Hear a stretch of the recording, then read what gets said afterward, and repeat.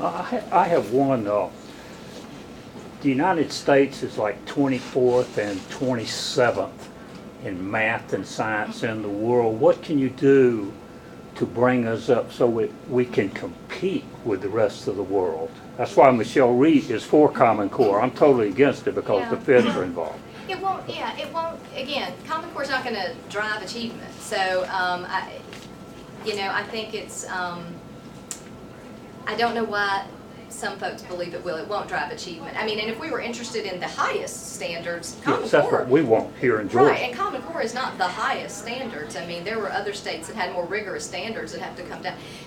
Well, first of all, I do think we have and I'm not the only one. There are plenty of people that have voiced their issues with Georgia's math, situation. So we have a very poorly designed math curriculum. So that needs to be addressed right off the bat. I mean, just to get to your point.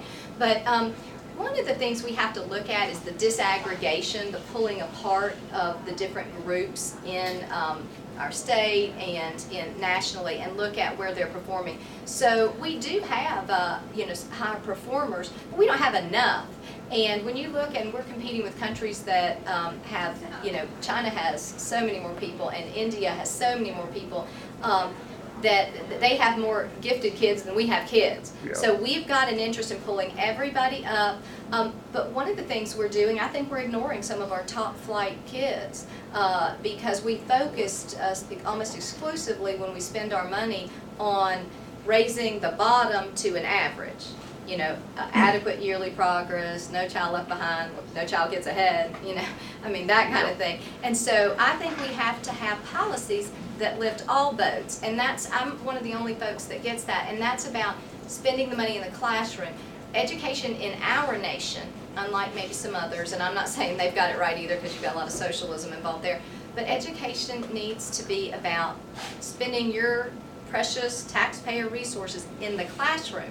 That drives results, teacher and student. And we need to do whatever it takes to make that happen. And we need to expand school choice to do that as well. That will also be another driver. But we can't ignore our top students, which that's a problem going on. And the next year, the really smart kids that are above average, we're not investing there. And so my plan focuses on rising, on lifting everyone up, not just one. And so I think that's the path to competing from the state's perspective and nationally, quite frankly. We've got to get rid of this thought of everybody has to get to some bar, because when you're focused on that, you're focused on mediocrity already, and that's it. You're never going to compete well. So we have to get out of that mindset. Does that help? Yes, ma'am. So I